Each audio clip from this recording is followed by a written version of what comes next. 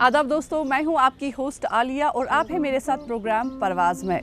आज की जो हमारी मेहमान है वो एक सिंगर यानी गुलकारा है। लेकिन दोस्तों, हमेशा मैं आपको कश्मीर की बेटियों से मिलाती हूँ, लेकिन आज ये पहली बार है कि मैं आपको कश्मीर की बेटी से नहीं बल्कि कश्मीर की बहू से मिलाने जा रही हूँ। जी हाँ दोस्तों, ये है कश्मीर की बहू, हमारी चहेती रानी हज़ारिका। नैना हुए बावरे सावरे, नैना हुए बावरे, नैना हुए बावरे सावरे, नैना हुए बावरे। मन क्या करे धीरज धरे, मन क्या करे धीरज धरे, या जर जर मरे, हाँ जर जर मरे, जर जर मरे। रानी जी, आपका खैर मकदम है हमारे प्रोग्राम परवाज़ में। जी, अस्सलाम वालेकुम। वालेकुम सलाम। रानी जी, जैसा कि मैंने पहले भी अपने दोस्तों को कहा कि मैं आज आपको कश्मीर की बेटी से नहीं बल्कि कश्मीर की बहू से मिलाने जा रही हूँ। कश्मीर की बहू आप बनी कैसे? क्योंकि ये मैं भी जानती हूँ कि आप आसाम से बिलोंग करती है। पहले तो बहुत बहुत बहुत थैंक्स, आप लोगों ने मुझे शो पे बुलाया। बहुत लंबी कहानी है, ज़्यादा नहीं बताऊंगी, फिर भी हमारा जो मिलन है वो म्यूज़िक है। वो म्यूज़िक डायरेक्टर है आप लोगों का सबका प्यारा जानिसार लोन, मेरा हस्बैंड है, जिनको मैं बॉम्बे में मिली और बॉम्बे में हम दोनों ने एक दूसरे की म्यूज़िक से प्यार किया।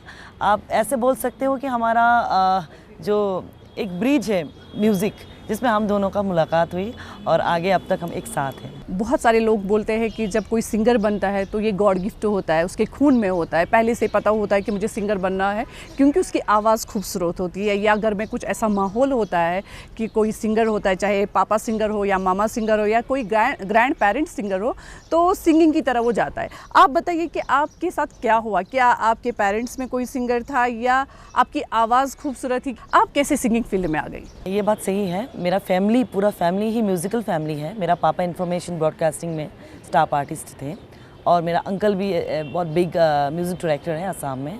सो मेरा ब्लड में ही म्यूज़िक है, जिससे मैं पली हूँ, बड़ी हूँ, खाई हूँ, पढ़ी हूँ, म्यूज़िक से ही हमने अपना लाइफ स्टार्ट किया है।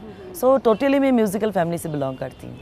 जब एक सिंगर बनता है कोई, तो उसके लिए क्या होता है कि उसको एक प्लेटफॉर्म मिलना चाहिए जहाँ से ये लगता है कि जी हाँ, इसकी आवाज़ में इतना दम है कि ये बिल्कुल सिंगर बनने के लायक है। अगर हम आजकल की बात करें तो आजकल बहुत इजी है, क्योंकि अगर आप यूट्यूब पे जाते हैं, अपना कोई वॉइस रिकॉर्ड करते हैं, यूट्यूब पे डाल देते हैं, तो आप उसके बाद देखते हैं कि कितने व्यूज़ आएंगे, कितने लोग आपको पसंद करेंगे। क्या आप में उतना टैलेंट है? बचपन से ही मैं क्लास 6 से प्रोफेशनली सिंगिंग करती हूँ आसाम में।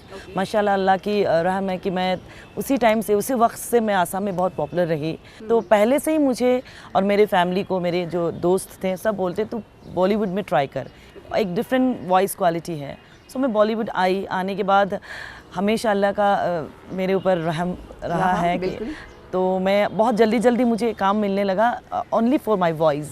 डिफरेंट वॉइस है। बॉलीवुड में स्ट्रगलर भरे पड़े हैं, करोड़ों में है मैं अगर बोलने जाऊँ, लेकिन उसमें एक एक्स्ट्रा चीज़ हमेशा म्यूज़िक डायरेक्टर ढूंढते हैं कि क्या है। हाँ, तो ओनली अब सिंगिंग करने से नहीं होगा, एक एक्स्ट्रा चीज़ चाहिए जो मेरा वॉइस, यानी वो अलग सा कुछ कट होना चाहिए। Yes, definitely. कहाँ तक आप ये बात बिल्कुल सही मानती है कि अगर वर्सटाइल सिंगर हो तो उसको ज़्यादा चांसेस मिलते हैं बॉलीवुड में? फिलहाल मुझे भी versatile singer of the year award मिला है, दादा साहब फाल्के अवार्ड मिला मुझे दिस ईयर जस्ट। लेकिन मैं इस चीज़ को कभी नहीं मानती हूँ कि वर्सेटाइल सिंगर ही अच्छे सिंगर है या उनको ही ज़्यादा काम मिलेगा। अपने अपने जगह सबको एकदम परफेक्ट होना चाहिए। चाहे वो गज़ल गा रहे तो वो गज़ल सिंगर ही है, सूफ़ी गा रहे तो सूफ़ी है। सबको अपनी जगह परफेक्ट होना ज़रूरी है, अपना 100% देना चाहिए। ऐसे नहीं कि आप गज़ल गाओ, आप सूफ़ी गाओ, रॉक गाओ, तभी आप अच्छे सिंगर हो। मैं इस चीज़ को कभी माना नहीं, ना मानूंगी। रानी जी, हमने ये भी सुना कि 2010 में सारेगामापा में आप आई और उसमें आप टॉप 8 में थी। कैसे आपने इसमें एंट्री ली? हालांकि अगर हम देखें तो ऑडिशन में बहुत सारे लोगों की लंबी कतारें लगी होती Right. है। ये हम नहीं कह सकते उनकी आवाज़ अच्छी नहीं होती है, बल्कि उनकी आवाज़ भी बखूबी अच्छी होती है। लेकिन उसके बाद आपने अपना एक अलग मकाम बनाया, उसमें टॉप 8 तक आप पहुंच गई। मेरे लिए बहुत टफ था सारे गामा में इतना आगे तक जाना, और मैंने उससे पहले भी गाना गाया हुआ था लाइक फिल्मों के लिए और सीरियल्स, एड फिल्म्स। बट मुझे लगा कि प्लेबैक सिंगर जो होता है वो बैक में ही हमेशा होता है।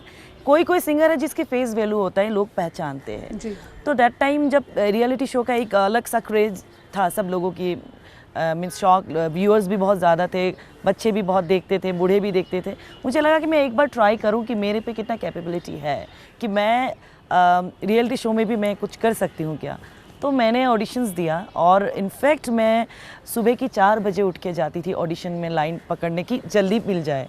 सुबह की लाइन में खड़ी होती हूँ, तभी भी आप 300-400 की लाइन के पीछे ही खड़े होते हो, और पानी की एक बॉटल खड़े लेके दिन भर निकाल देते। 3 बजे 4 बजे मौका मिलता है अंदर जाना।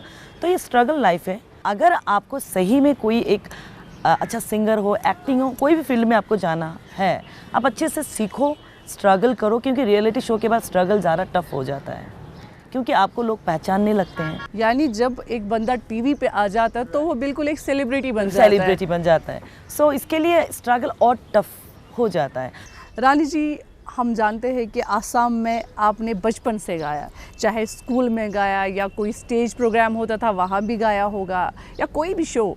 लेकिन जब हम बॉलीवुड की बात करते हैं तो बॉलीवुड की जो एंट्री है वो आपकी हुई फिल्म जब वी मेट से। इसमें आपकी एंट्री कैसे हुई? जी, मैं जब बॉम्बे आई थी मेरा कोई गॉडफादर नहीं था, मैं अकेली आई थी, और बीइंग ए मुस्लिम फैमिली की लड़की स्ट्रगल बहुत टफ होता है इस लाइन पे, क्योंकि मेरे फैमिली ने भी मुझे बॉम्बे आने के लिए पहले इजाज़त नहीं दी थी कि लड़की हो तो आपको हम कैसे भेजें, बहुत चीज़ें हैं।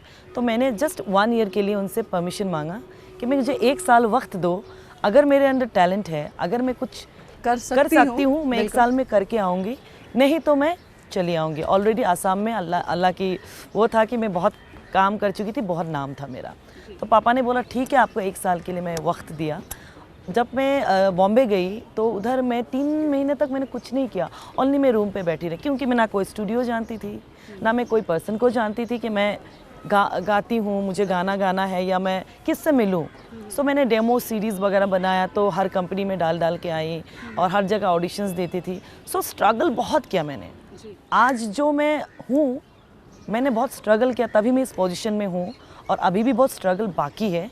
और मैं इसलिए मैं सबको बोलना चाहती हूँ, सीख के जाना चाहिए, ऐसे हवा में नहीं जाना चाहिए। जब वी मेट की बात कर रहे थे कि उसमें कैसा हुआ एंट्री? उसमें क्या, मैं जैसे बहुत स्क्रैचेस गाती थी फिल्मों के लिए हो, एड फिल्म्स के लिए, तो उनको मेरी आवाज़ अच्छी लगी प्रीतम जी को। तो उसमें एक द पावर में भी प्रीतम जी का म्यूज़िक था, तो मुझे मौका मिला करीना कपूर के लिए आवाज़ देने को। सो मैं बहुत हैप्पी थी, बट वो ज़्यादा मेरा उस टाइम पॉपुलर नहीं हुआ दैट टाइम। जो मुझे वेलकम बैक में जो पॉपुलैरिटी मिला, जिसकी वजह से मुझे आज बहुत अवार्ड्स मिला। रानी, बातें हमें और भी करनी है, लेकिन यहाँ पे मूड हो रहा है कि एक गाना आपकी सुरीली आवाज़ से सुना जाए, लेकिन जब तक आवाज़ के साथ साज ना हो, आवाज़ की जो चाशनी होती है उसका मज़ा नहीं आता है। तो यहाँ पे मैं नईम भाई को बुलाना चाहूँगी। नईम भाई आ जाए। नईम भाई आ गए, अब आपको साज का पूरा साथ मिलेगा।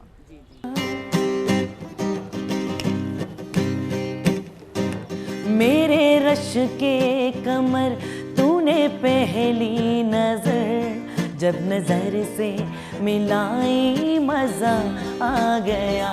मेरे रश के कमर तूने पहली नजर, जब नजर से मिलाई मजा आ गया। मेरे रश के कमर तूने पहली नजर, जब नजर से मिलाई मजा आ गया। बर्क सी गिर गई, काम ही कर गई, बर्क सी गिर गई, काम ही कर गई। आग ऐसी लगाई मजा आ गया, जाम में घोल कर हुस्न की मस्तियाँ, चांदनी मुस्कुराई मजा आ गया। 2015 में प्रीमियर हुआ था वेलकम बैक का जिसमें एक गाना बड़ा, जी हाँ दोस्तों, पॉपुलर हुआ था, मेरा भी फेवरेट है, नस नस में, जो रानी ने गाया था।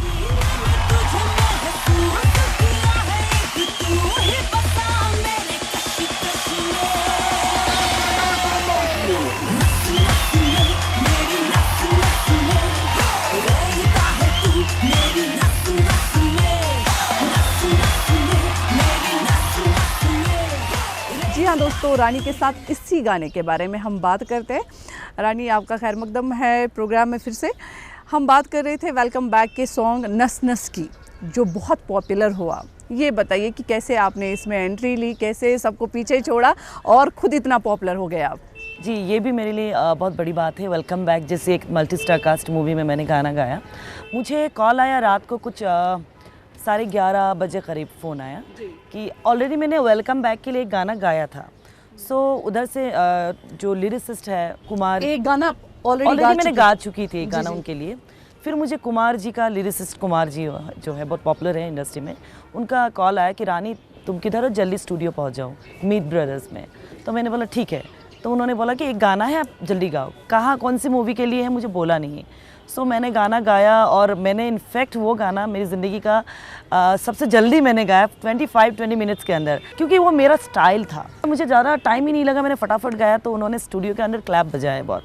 फिर मैंने बोला अभी बताओ कौन से फिल्म का? बोला ये वेलकम बैक का गाना है, मुझे ऐसे बताया। मैंने बोला मैंने तो गाया है ऑलरेडी।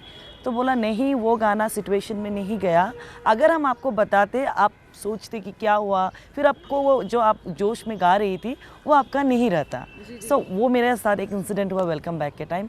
बट मेरे लिए वेलकम बैक जो है टर्निंग पॉइंट है, जो मेरे लाइफ में आया वेलकम बैक। आज मैंने बहुत वेलकम बैक की वजह से काम किया है। जब हम उषा उत्तम की बात करते हैं, जी, उषा उत्तम जी, उनके साथ क्या आपकी आवाज़ का सच में मेल है? कहाँ तक आप ये खुद से ही मानती है? देखिए, उषा उत्तम जो है मेरी फेवरेट सिंगर है और मैं सीखी हूँ डॉक्टर जसविंदर नरोला जी से। जसविंदर दीदी और ये दोनों की आवाज़ हमेशा बोलते कि रानी के साथ मिलते हैं। ये नहीं है मिलते हैं, हमारा स्टाइल सेम है बट आवाज़ सेम नहीं है। अगर हम अच्छे से सुनेंगे सेम नहीं है। लेकिन मेरे लिए बहुत फ़ख्र की बात है कि इतने बड़े सेलिब्रिटी जो है हमारे, मेरा जो सपना है बचपन का, उषा जी और जसविंदर दीदी के साथ गाना गाना सीखना, उनके साथ मुझे लोग कंपेयर करते हैं, मेरे लिए तो बड़ी बात है। रानी, जब हम अवार्ड्स की बात करते हैं, आपको दादा साहब फाल्के अवार्ड से नवाजा गया, आपको टाइफा का अवार्ड मिला, बहुत सारे अवार्ड आपको मिले। और मुझे ये भी पता है कि आपको बहुत जल्द इंतज़ार होगा फिल्म फेयर अवार्ड का, क्योंकि जब तक फिल्म फेयर अवार्ड ना मिले हर एक को लगता है कि मेरा जो सपना है वो अधूरा रह गया। आप इसके बारे में क्या कहती है? आपने बहुत सही बात किया, क्योंकि हर एक आर्टिस्ट का सपना है कि फिल्म फेयर अवार्ड मिले। और मैं भी हमेशा सपना देख के आई हूँ, ये ब्लैक लेडी जो है कब मुझे मिलेगा, मेरे हाथ में आएगा। सो उसके लिए मेहनत करना पड़ता है, ऐसे तो नहीं मिलेगा। सो मेहनत करें, स्ट्रगल करें, इंशाल्लाह ताला जब अल्लाह चाहेगा तो ज़रूर मिलेगा। और भी कितने अवार्ड मिले आपको? अभी तक 18-19 अवार्ड मिला है। 18-19 अवार्ड्स। लास्ट ईयर ही मैंने कुछ 9 अवार्ड शायद मिला। इसी साल में मुझे 3-4 अवार्ड ऑलरेडी मिल गया। ये सारे बॉलीवुड में आपको मिले? मुझे बहुत बड़ा अवार्ड भी मिला, जो महाराष्ट्र का बहुत बड़ा अवार्ड है, शिवाजी गौरव अवार्ड, जो मुझे मिला। शिवाजी गौरव अवार्ड महाराष्ट्र के लिए और मेरे लिए भी बहुत बड़ी बात है, क्योंकि वो अवार्ड ऐसे लोगों को मिलता है जो बहुत काम कर चुके हैं। लेकिन मुझे इतना जल्दी उस अवार्ड को मिला, तो मेरे लिए बड़ी बात है। अल्लाह ताला बहुत रहम कर रहे हैं मेरे ऊपर। रानी, गुवाहाटी आसाम में आपका काफ़ी दबदबा है, काफ़ी नाम है वहाँ पे आपका, और वही दबदबा आपने कायम रखा बॉलीवुड में भी। बॉलीवुड में अभी क्या कुछ करना बाकी है? कितने प्लान्स है आगे भी आपकी ज़िंदगी में? क्या क्या सफ़र है अभी? स्ट्रगल हमेशा चलेगा, हर आर्टिस्ट। अमिताभ बच्चन जी अभी भी स्ट्रगल ही करता है, तो मैं भी स्ट्रगल ही कर रही हूँ। मैं खुद को नहीं बोलना चाहती हूँ कि मैं आज शिखर में हूँ या मैं बहुत बड़ा आर्टिस्ट हूँ। जब तक आप नीचे झुक के रहोगे तब तक अच्छा काम करोगे। डाउन टू अर्थ, या राइट। सो मैं वैसे हूँ, मैं थोड़ा उस तरीके के इंसान हूँ। लेकिन मेरा बहुत बड़ी बड़ी मूवीज़ में अभी आप लोगों को सुनने को मिलेगा गाना। लाइक मैंने कटरीना के लिए भी अभी गाया है, कटरीना कैफ के लिए, और अनिल कपूर जी भी है। ऐसे बहुत सारे मूवी जिसका नाम मैं रिवील नहीं कर सकती हूँ क्योंकि अलाउ नहीं है। उसके दौरान अभी आपको विक्टिम देखने को मिलेगा जिसमें मैंने गाया है, और प्रणाम है। तो ऐसे और भी मूवीज़ हैं जो लाइन अप है मेरा।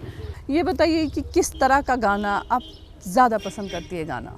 कौन सा गाना आपको लगता है कि नहीं, ये गाना है जो मेरी आवाज़ पे बिल्कुल फिट बैठता है? आज तक मैंने जो चाहा वो गाना मुझे मिला नहीं है। आपने क्या चाहा? मैं एक्चुअली पसंद करती हूँ सुनना मेलोडी सॉन्ग्स और पुराने गाने।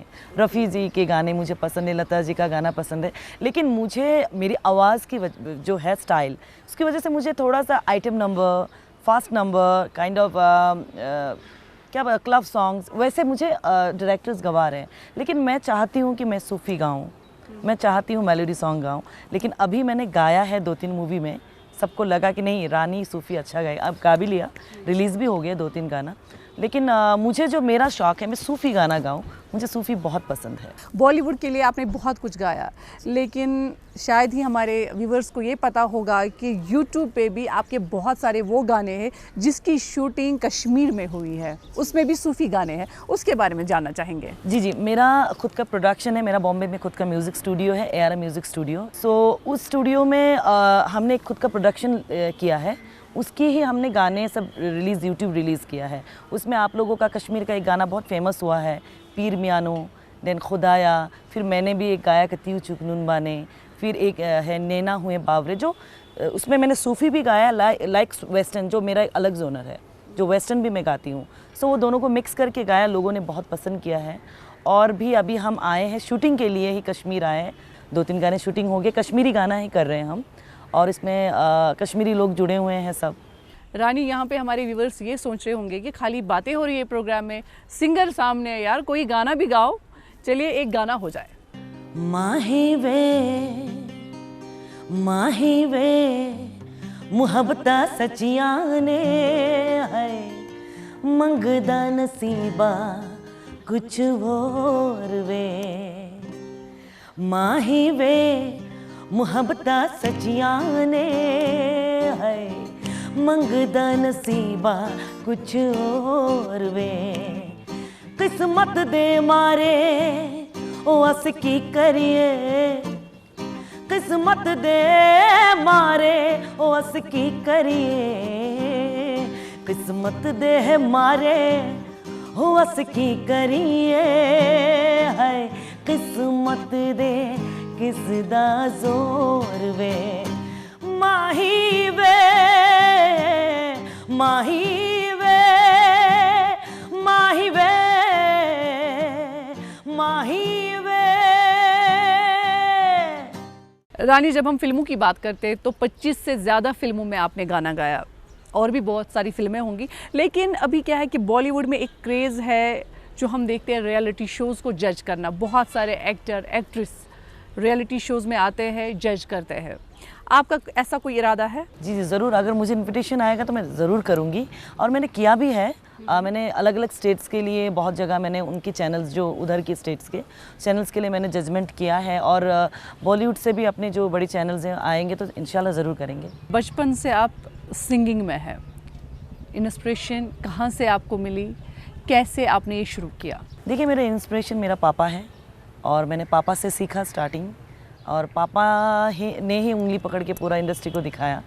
और पापा आज है नहीं, लेकिन आज पापा का ही नाम रोशन करने में मैं लगी हूँ कि उनका जो सपना था मैं पूरा करूँ। रानी, जब हम अपनी बेटियों की बात करते हैं, हमारी लड़कियाँ जो है किसी से कम नहीं। हमारे मुल्क में बहुत सारी लड़कियाँ हैं जिनमें बहुत सारा टैलेंट भरा है, लेकिन कभी क्या होता है कि कन्फ्यूजन आ जाता है, मैं इस फील्ड में जाऊँ, मैं इस फील्ड में जाऊँ। कभी क्या होता है कि दो टैलेंट भी होता है, किसी में सिंगिंग का टैलेंट भी होता है, किसी में एक्टिंग का टैलेंट भी होता है, लेकिन कन्फ्यूजन होता है। राइट। ऐसे माहौल में ऐसी लड़कियों के लिए आपकी क्या मैसेज है? देखिए, टैलेंट 1-2 नहीं होता, किसी के पास बहुत टैलेंट और हर चीज़ में एक्सपर्ट होते हैं, ऐसे नहीं कि 1-2 चीज़ों में एक्सपर्ट है। मैं ये बोलना चाहती हूँ, एक चीज़ में फोकस करना चाहिए। जब आप उसमें एस्टैब्लिश हो जाओगे तब आप आगे सोचना चाहिए कि मैं ये भी कर सकती हूँ।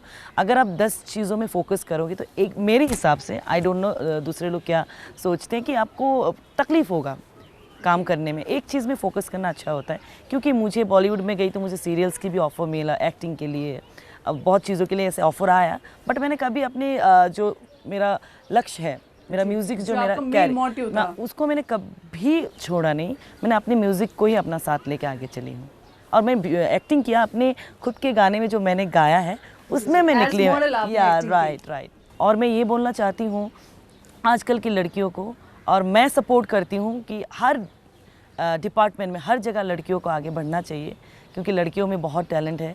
मैं भी बॉम्बे से कश्मीर आई हूँ। मैं कश्मीर में लड़की के साथ ही जुड़ के काम कर रही हूँ। साइमा बहुत अच्छी लड़की है, बहुत अच्छा काम करती है, और मेरा इतना एक्सपेक्टेशन नहीं था कि कश्मीर में भी इतना एडवांस है, मीन्स फिल्म इंडस्ट्री और अपना जो मीडिया। सो मुझे बहुत अच्छा लगा इस चीज़ इस बार। कश्मीर में आपने बहुत सारा काम किया, अपनी फिल्म लाइन के लिए काम किया, आपने एल्बम्स के लिए काम किया। आपको ये भी पता है कि कश्मीर का माहौल कैसा है, क्या सही है यहाँ पे शूटिंग करने के लिए। बॉलीवुड के लिए क्या मैसेज है आपका कि उनको यहाँ पे आना चाहिए शूटिंग के लिए, कैसा रहेगा उनके लिए? मेरा भी एक अलग सोच था कि डर लगता था मैं कश्मीर कैसे आऊँ, यहाँ पे यही कुछ ना कुछ इंसिडेंट रोज़ ना रोज़ कुछ सुनाई देता है उधर। सो सब लोग डरते हैं कि हम जाएंगे हम भी फंस ना जाए या प्रॉब्लम ना हो जाए, लेकिन ऐसी कोई बात नहीं है। अगर आप आओगे तभी आपको पता लगेगा कि कश्मीर जितना बोला जाता है उससे बहुत अलग है। यहाँ के लोग बहुत प्यारे हैं, बहुत मोहब्बती है, हेल्पफुल है। सो आओ, और बॉलीवुड को अभी हर काम कश्मीर में करना चाहिए। स्विट्ज़रलैंड से बहुत ऊपर है अपना कश्मीर। रानी, आपका बहुत बहुत शुक्रिया प्रोग्राम परवाज़ में आने के लिए। Thank you so much. दोस्तों, आपका भी बहुत बहुत शुक्रिया, लेकिन आप कहीं नहीं जाइएगा क्योंकि मैं आपको छोड़ रही हूँ रानी के खूबसूरत कश्मीरी गीत के साथ। वलो माशोक म्याने मैं कुरना चानी चानी वलो माशोक म्याने कत्यूं छोखनुंद बाने वलो माशोक म्याने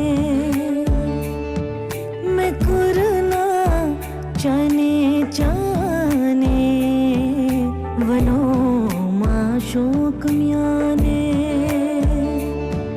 शराब के प्याल भरियो गोला बनमाल करियो पगाया कोयल मरियो वलो माशोक म्याने ललवत हलाल लालन गुरमे शराब प्यालन सूरत सा चुखना परी शोभित से जाम जरी ललवत हलाल लालन गुरमे शराब प्यालन सूरत सा चुखना परी